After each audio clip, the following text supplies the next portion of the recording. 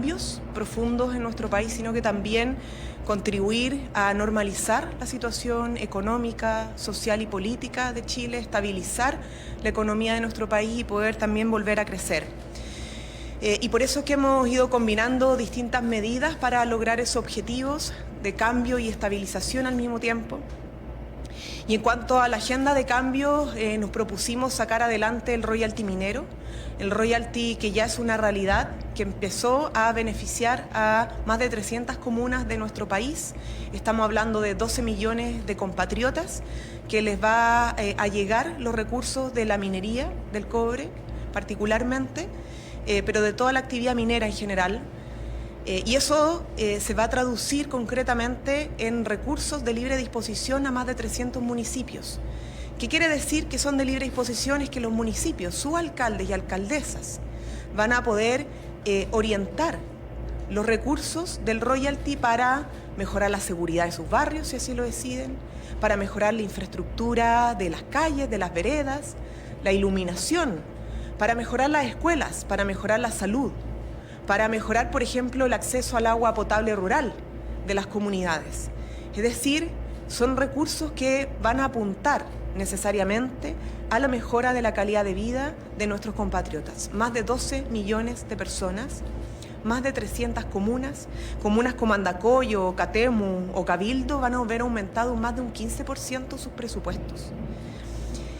Esto es importante no solamente porque es hacer cambios en nuestro sistema, el royalty es algo que no existía en nuestro país, que avance en mejor distribución y redistribución de la riqueza, sino que también se va a traducir en mejoras de desarrollo, es decir, mejoras para la economía de nuestras comunas y de nuestras regiones. Por eso es tan importante lo que han hecho nuestros delegados presidenciales. El viernes pasado se inició la transferencia del royalty a los municipios.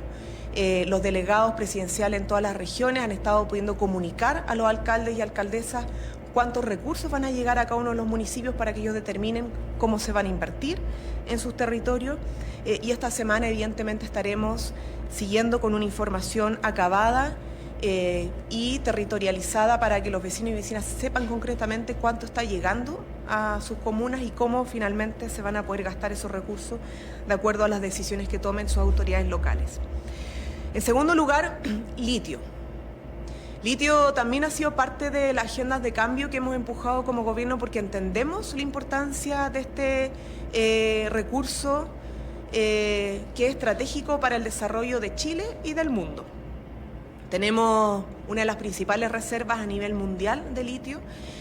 Ya ustedes han conocido la Estrategia Nacional de Litio que presentó el presidente de la República el año pasado. Esa agenda ha ido avanzando en concreto con mucho diálogo con las comunidades de pueblos originarios, sobre todas las cosas, pero también en diálogo con las comunidades de las regiones donde están las reservas de litio y también con las empresas. Hace un tiempo atrás comunicamos cómo íbamos a distribuir los salares y sistemas salares de litio, tanto aquellos que van a estar protegidos medioambientalmente como aquellos que van a estar sujetos a explotación, aquellos que van a ser de explotación estratégica directa desde el Estado a través de sus empresas públicas, como también aquellos que van a ser abiertos para la participación de empresas privadas directamente. Hoy día, la ministra de Minería anunció el inicio al llamado a manifestación de interés, que se conoce como RFI, de empresas y consorcios, lo que nos va a permitir, luego de la manifestación de interés de las distintas empresas privadas, poder determinar cuáles van a ser los CEOLES, que son los contratos especiales de operación de litio, para justamente consolidar esta estrategia que es público-privada en el desarrollo de la industria responsable y sostenible de litio en nuestro país.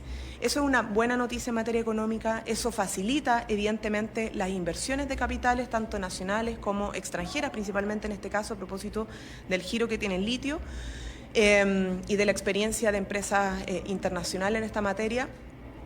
Va a facilitar mayor inversión, va a generar mayor crecimiento, va a generar empleo y sobre todas las cosas va a permitirnos avanzar hacia un modelo de desarrollo no solo más diversificado desde el punto de vista de la matriz productiva, sino que también desde el punto de vista de la generación de valor. O o sea, las cadenas de valor, porque el litio no es solamente sacar la salmuera, sino que nos permite también, en asociación con otras empresas, generar cátodos de litio o incluso, ¿por qué no?, baterías de litio para el desarrollo de la energía renovable en Chile. Eso entonces también refuerza la diversificación de la matriz energética en nuestro país, dado los compromisos que tenemos hacia un modelo de desarrollo más sostenible y la carbono neutralidad. Junto con esto queremos decir que el presidente va a visitar la región de Antofagasta para asistir a la inauguración de BESS Coya, que es un sistema de almacenamiento de energía solar en base a batería, que es el más grande de Latinoamérica, muy importante. Es un proyecto de Engie Chile que involucra además una inversión de $200 millones. Tiene capacidad de almacenamiento de 638 megawatts con 139 megawatts de capacidad instalada. Estamos hablando de una gran planta de energía solar, de almacenamiento de energía solar, por lo tanto, estos no son simplemente anuncios, sino que son la concreción de compromiso en la línea de convalidar o complementar más bien lo que es los cambios con lo que es el crecimiento económico y el desarrollo sostenible de la mano también de la generación de empleo en nuestro país. El ministro Marcel durante este fin de semana, lo pudieron ver, también dio cuenta de los avances concretos que ha significado nuestra agenda. La estabilización de la economía ha significado pasar de 14 puntos de inflación a 4 puntos en un poquito más de un año. Hemos logrado recuperar los fondos soberanos, hemos logrado generar empleos en estos 2 años de gobierno y vamos a seguir en esa senda hacia adelante. Por otro lado, ustedes han podido ver, a propósito de los casos policiales, los casos asociados a seguridad, que sigue siendo una principal preocupación en nuestro país y de nuestro gobierno, que frente al delito, frente al crimen organizado, las instituciones están operando y están trabajando. Y yo quiero destacar, como gobierno, el avance en el caso Hermosilla. Tenemos a los hermanos Sauer que están siendo obviamente sujetos de medidas cautelares por la investigación que está avanzando. Tenemos identificado a gran parte de los responsables, estos criminales, delincuentes que asesinaron a Emanuel. Compartimos con su familia en el responso el día viernes. Y frente a estos lamentables casos que hemos tenido que conocer, la buena noticia es que las instituciones están funcionando. Porque como lo ha dicho el presidente de la República, Gabriel Boric, no vamos a permitir la impunidad. A veces puede demorarse un poco más la justicia, pero esta tiene que llegar. Y está dando cuenta tanto el trabajo de nuestras policías, de la Fiscalía, el Ministerio Público y de distintas instituciones coordinadas, de que no estamos permitiendo la impunidad y que los casos avanzan en investigación, en medidas cautelares, detenciones preventivas o arresto domiciliario, o sea, cual sea la medida cautelar, pero está avanzando la justicia. Obviamente que también todo esto está relacionado con el secuestro y asesinato del teniente Ojeda, exteniente Ojeda, un caso que ha conmocionado al país y que ha involucrado evidentemente a nuestra Cancillería, que en el marco de las relaciones diplomáticas buscamos hacer que estas funcionen, que traigan resultados, y como lo ha dicho nuestro gobierno a través de la Cancillería, a través del presidente de la República, a través del subsecretario del Interior, nuestra ministra del Interior, hemos no solamente solicitado, sino que exigido la máxima colaboración de Venezuela en este caso. Porque sabemos, como lo ha dicho el fiscal a cargo de la investigación, a quienes hemos estado respaldando además como gobierno, que parte de los implicados habría operado y está en el territorio de Venezuela y por lo tanto es imprescindible que para avanzar en justicia y garantizar la no impunidad tengamos la colaboración del país vecino, de su gobierno, de su Cancillería y de su Fiscalía. Y hemos tenido respuesta en ese sentido. Esperamos obviamente que esto no sean solamente declaraciones de buena disposición, que por cierto valoramos, sino que se traduzcan en hechos concretos, porque además de necesitar su colaboración para esclarecer el caso de Ojeda, del crimen de Ojeda, necesitamos también colaboración para continuar con nuestra política de expulsión por ingresos irregulares de población migrante, particularmente la población venezolana que ha ingresado por la vía irregular. Y en eso necesitamos, evidentemente, la máxima colaboración, el máximo intercambio de información para poder concretar, no solo identificar aquellos que están en Chile de manera irregular, sino que poder proceder a sus expulsiones como corresponde para garantizar mayor orden y normalización de la situación migratoria en nuestro país. Preguntas. Ministra, el canciller Alberto Van Claveren dijo que están esperando gestos por parte del régimen de Nicolás Maduro. Ahora usted también señala que se necesitan respuestas. ¿Qué respuestas concretas puede entregar Venezuela para que finalmente esto pueda avanzar, ¿no es cierto? ¿Hay un plazo que está esperando Chile? Por ejemplo, si es que no colabora Venezuela en 2 meses o en 1 mes, ¿qué medidas se podría tomar por parte de Chile? Primero no vamos a construir escenarios hipotéticos porque en estos casos necesitamos que efectivamente avance la diplomacia con la mayor rigurosidad, respetando evidentemente los procesos propios soberanos que tiene el país vecino, pero atendiendo a que necesitamos la colaboración de la Fiscalía con la mayor celeridad posible, porque la Fiscalía venezolana evidentemente son las que están, así como la nuestra, a cargo de la persecución del delito. Y en el caso migratorio también de la Cancillería y del gobierno venezolano. Porque una cosa es la expulsión por la vía de vuelos comerciales, que tienen un costo que ustedes ya bien saben, y otra cosa es la expulsión a través de los aviones de nuestras Fuerzas Armadas, que necesitan evidentemente siempre autorización y gestión desde el país vecino para poder hacer que aterricen esos aviones. Porque cuando uno procede a una expulsión no solamente detener, hacer los trámites legales, administrativos para estas personas migrantes, sino que es subir un avión y asegurar que el avión llegue a algún territorio, y en este caso el territorio venezolano. Por lo tanto, la colaboración la esperamos obviamente con la máxima celeridad que sea posible para continuar con nuestra agenda de no impunidad y de garantizar la expulsión de la población que ha ingresado de manera irregular a nuestro país. Así que expresión solo en un territorio nacional, sino que se mueve por distintos países, y por lo tanto ese convenio es muy importante como herramienta para avanzar y evidentemente que esperamos que se fije la contraparte lo antes posible para hacerlo operativo, ¿no? Entonces eso, como también las facilidades de la gestión para el aterrizaje de los vuelos con población migrante y obviamente los avances en investigación para dar con el paradero de los responsables del asesinato del exteniente Ojeda. Esos son temas, tenemos herramientas internacionales para aquello, para hacer el proceso de dar con el paradero a esas personas, de poder juzgarlo. Existen herramientas que tenemos a disposición y evidentemente queremos que sean usadas por ambos países, no solamente por el nuestro, para poder avanzar en esto. O sea, hoy día la relación diplomática es clave para garantizar que no hay impunidad. Romper las relaciones sería regalarle impunidad a los delincuentes y no estamos para eso en estos momentos. Hay que ser inteligente, hacer uso de las herramientas que tenemos, tanto diplomáticas como de convenios y tratados internacionales, y lo que es propio de la política, ¿no? Para avanzar y dar cumplimiento con los objetivos que toda la ciudadanía espera.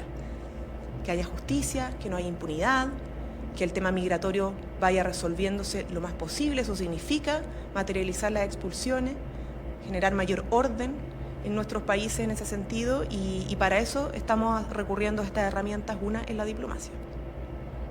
Ministra, en otras materias, la bancada de la UDI ofició al Ministerio del Interior a propósito de este criterio que tiene relación con la formalización, que es un punto de inflexión. Dicen que este criterio infringe la Constitución Política de la República. ¿Cómo lo responden desde el gobierno? Bueno, primero, para dar una respuesta formal necesitamos que nos llegue ese oficio formal. Hasta el momento solo hemos conocido declaraciones de prensa y las preguntas que ustedes nos han hecho, pero no tenemos un oficio con argumentos jurídicos que haya ingresado al menos y que esté a la vista de las autoridades correspondientes.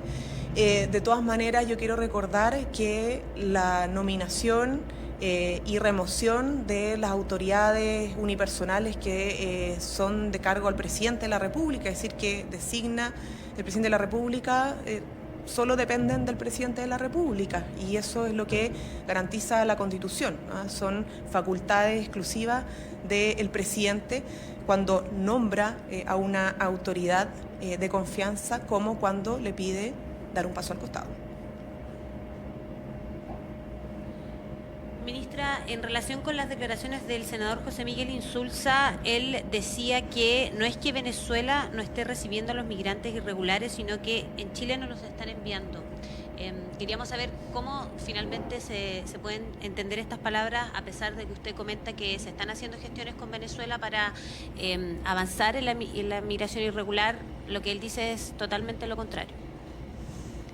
Perdón, mire, en estos procesos se requiere una serie de procedimientos para poder ejecutar la expulsión. Esto no es simplemente se decreta y se produce así espontáneamente.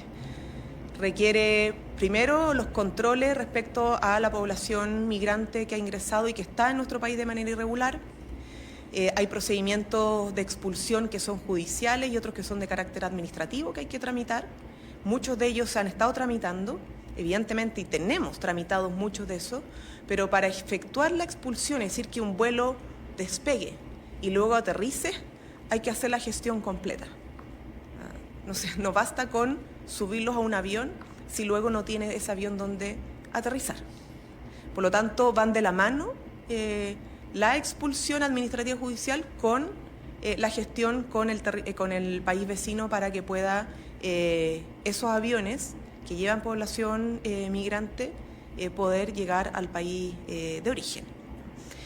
Nosotros esperamos, obviamente, que durante estos próximos días mejore esa colaboración, porque la pregunta que nos han hecho, que si hemos tenido la mejor colaboración, la respuesta es que no hemos tenido la mejor colaboración en todos los casos, y por lo tanto esperamos que luego de este llamado que hemos hecho al país vecino y la respuesta que hemos tenido, es que esa colaboración mejore mucho y de manera ágil y lo más expedita posible, ¿no?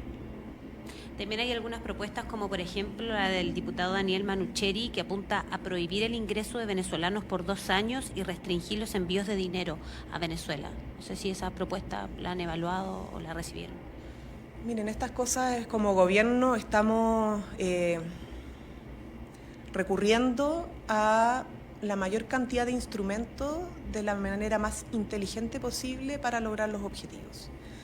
Y esto, como le decía anteriormente, ha implicado no solo mantener las relaciones diplomáticas en el marco además del llamado a consulta que le hicimos al embajador por la gravedad de los dichos del canciller venezolano, sino que también recurrir a distintos proyectos de ley, leyes que hemos aprobado para agilizar el proceso de expulsión, el control de la frontera, una frontera que es larga, y que ha estado abandonada por muchos años y que hemos logrado también ajustar no solo con mayor presencia de las Fuerzas Armadas, del Ejército en particular, en el caso del control de las fronteras, sino que también modernizando la vigilancia en las zonas fronterizas.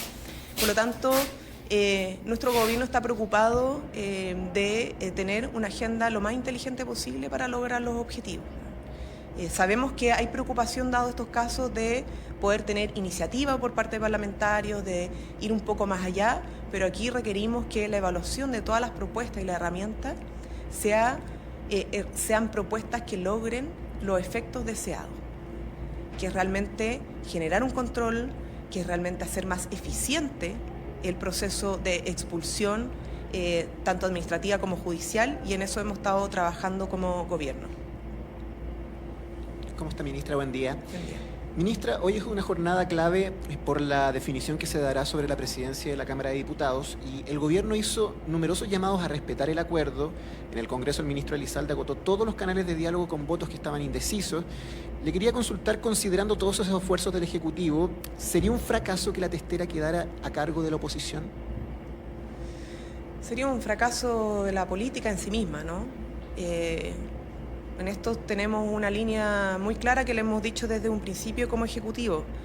Independientemente del color político de quien le toque presidir la Cámara de Diputados o el Senado, lo importante es que los acuerdos que originan esas conducciones o esas posibles conducciones sean respetados. Si eso es lo que se requiere en la política. Entonces, cuando los acuerdos no se cumplen, cuando la palabra empeñada no se respeta, el daño que se hace más que nada es al ejercicio y la legitimidad del ejercicio de la política. Entonces, ese es el problema mayor. Nosotros, entendemos que en esto el Congreso y los parlamentarios tienen autonomía, son un poder distinto al poder ejecutivo y por lo tanto ellos son los que tendrán que discutir, resolver y luego proceder a votar quién va a componer la mesa de la Cámara. Pero el trasfondo que tiene esto es si es que cumplen o no con sus compromisos. Ni más ni menos. Eso es lo que esperamos como gobierno y que creemos que también la ciudadanía espera frente a este caso, frente a otros. Que cuando los políticos, los partidos, los parlamentarios se ponen de acuerdo, suscriben acuerdos, esto se cumplan.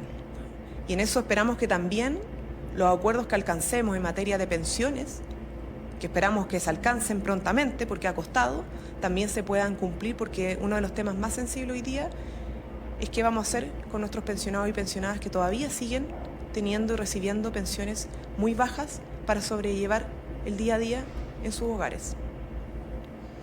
Buenos días, ministra. Durante el fin de semana, la ministra Jara dijo a La Tercera que al movimiento social le ha faltado una presencia más activa durante este periodo en las calles, pero en paralelo algunos sectores de trabajadores han criticado que el gobierno se ha alejado precisamente de los movimientos sociales. Mi pregunta es, usted ha dicho en el pasado que se puede y debe tener un pie en la moneda y otro en la calle. ¿Sigue en pie esa intención? Porque en la práctica al parecer no se ha concretado y un ejemplo de ello son estas versiones, digamos, encontradas entre la ministra y los trabajadores. Bueno, el ejercicio de la política en general y particularmente de lo que respecta a gobernar o legislar de una autoridad, sea de gobierno, parlamentaria u otra, es que no se haga solo dentro de las cuatro paredes de una oficina o dentro de un palacio. El ejercicio de la política y de la construcción de democracia implica también estar en permanente contacto con los territorios, con la calle, los barrios, las organizaciones de la sociedad civil. Y por eso es tan importante mantener siempre ese equilibrio, porque si uno solo elabora la política pública o las leyes desde una oficina, pierde el sentido de la realidad cotidiana. Y en ese sentido nosotros hemos estado actuando desde el primer momento, de poder hacer política no solamente desde el Palacio. Hemos tenido encuentros de pensiones con los adultos mayores, hemos tenido varias reuniones y encuentros sociales con organizaciones, dirigentes o no, de la sociedad civil, para discutir y elaborar incluso el pacto fiscal, la reforma tributaria, la reforma de pensiones, la ley de 40 horas, la de salario mínimo, lo que se ha estado trabajando de respecto al Sistema Nacional de Cuidado, una participación inmensa de mujeres cuidadoras, acompañada por ONU Mujeres. Entonces, cuando hablamos del rol de las organizaciones sociales, lo hacemos pensando en la construcción de democracia y siempre lo hacemos pensando en la manifestación pacífica de sus voluntades y sus propuestas, evidentemente, ¿no? Que es lo que establece nuestra Constitución. Pero no podemos pretender o no podemos aceptar que en el discurso público se asocie organización social o manifestación social a delincuencia, porque no son lo mismo. Hay delincuentes que se aprovechan de las manifestaciones, hay delincuentes y gente que quiere ir a destruir, que se aprovecha de la organización y de las justas demandas de la sociedad civil para cometer sus objetivos fuera de la ley. Y eso es cierto, pero no por eso podemos señalar que toda manifestación o que toda expresión de posición y de voluntad de la sociedad civil es delincuencia o es violencia, porque no es así. Entonces, sí nosotros manifestamos y somos de una línea en este sentido, desde el primer momento, porque muchos que componen el gobierno, partiendo por el presidente de la República, viene de la organización social, viene del movimiento social. Entendemos perfectamente el rol que tienen las organizaciones de la sociedad civil, el rol que tiene la ciudadanía para empujar cambios que son a beneficio del pueblo, de la gente y de nuestro país. Así que vamos a seguir trabajando en esa línea, estando en la oficina, en el Palacio, en el Congreso, pero también estando con las organizaciones sociales y siempre escuchando, evidentemente, las críticas que se puedan hacer de manera respetuosa al respecto. En ese sentido, ministra, ¿cómo toman desde el gobierno las palabras de Juan Andrés Lago en un programa por YouTube? Reivindicó el octubrismo, lo definió como el pueblo en las calles.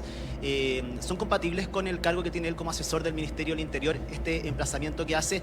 Y además quería saber si para el gobierno efectivamente la forma de solucionar los problemas es con la movilización social. No, y tampoco quiero estar respondiendo a cosas que salen por la prensa y en un diálogo por la prensa. Lo que yo quiero dejar muy claro es cuál es la posición del gobierno desde el primer momento respecto al rol de las organizaciones sociales. Y lo ha dicho el presidente, esto no es algo que diga simplemente yo ahora, lo ha dicho el presidente en varias oportunidades. Quienes pretenden hacer que las movilizaciones de octubre fueron solo una catarsis de violencia y de destrucción, están desconociendo las demandas que subyacieron, muchas de ellas, por parte de la sociedad civil y que reflejan un malestar que todavía no está 100% resuelto. Uno de ellos son las bajas pensiones. Está bien que uno o los sectores políticos y todos condenemos la violencia, la delincuencia, los desmanes, pero otra cosa muy distinta es que a propósito de esa condena tratemos de invisibilizar por completo un malestar social que todavía está presente y del cual tenemos que hacernos cargo. Si lo invisibilizamos, lo que estamos haciendo es negar una realidad y por lo tanto negarnos también a resolver esa realidad. Y lo que necesitamos hoy día del gobierno, de nuestro gobierno y del Parlamento, es que no haya negación a resolver ese problema, sino que haya soluciones, haya capacidad de respuestas, pensiones, temas relacionados con la educación, temas relacionados con la redistribución de la riqueza. Es decir, si queremos, por ejemplo, que haya más policía en las calles, que estén haciendo mayor control de identidad, por ejemplo, bueno, ¿cómo financiamos eso? Tenemos un proyecto que necesitamos presentar cuanto antes por parte del gobierno, que es liberar a carabineros de la función administrativa para que puedan dedicarse a estar en la calle, pero ese proyecto, para poder presentarlo y que sea una realidad, requiere recursos. Y esos recursos, ¿saben dónde están? En el pacto fiscal. El mismo que algunos se niegan, así como niegan la realidad del malestar y descontento, se niegan a legislar en el Congreso Nacional. Lo mismo con las pensiones. Para aumentar la PGU, para mejorar la retribución respecto a años cotizados por parte de los trabajadores, se requieren recursos. ¿Dónde están esos recursos? En el pacto fiscal, en la reforma de pensiones. Entonces, pongamos el centro no solamente en la polémica sobre el dicho de una otra persona en relación al movimiento social, sino que entendamos que gran parte del malestar social que ha expresado la sociedad civil tiene que ver con la incapacidad o la negación de resolver los temas de fondo que los aquejan como población. Y al menos como Ejecutivo no nos perdemos de vista en la necesidad de seguir avanzando en esa agenda de soluciones. ¿No hay incompatibilidad en el cargo que él tiene de asesor del Ministerio del Interior con que se reivindique, como él dice, el octubrismo? Es que no voy a centrarme en un dicho particular. Yo le quiero decir el fondo del asunto. Y es es que como gobierno, nosotros no caemos en el juego de decir que el movimiento social de octubre es solo delincuencia. Eso estamos diciendo. Porque hay demandas subyacentes, que son demandas sociales, que siguen estando presentes en nuestra sociedad y que tenemos que resolver. Para eso estamos acá. Para resolver el problema de las pensiones, por las cuales se movilizaron adultos mayores, adultas mayores y que todavía se siguen movilizando. Para resolver el problema de la distribución de la riqueza, para resolver el problema del empleo, para seguir resolviendo el problema de la seguridad. Entonces, aquí hay una sola posición de gobierno en este sentido, que es que la movilización social y la organización social que se expresa pacíficamente, hay que atenderla, hay que escucharla, hay que hacerse cargo de lo que está planteando.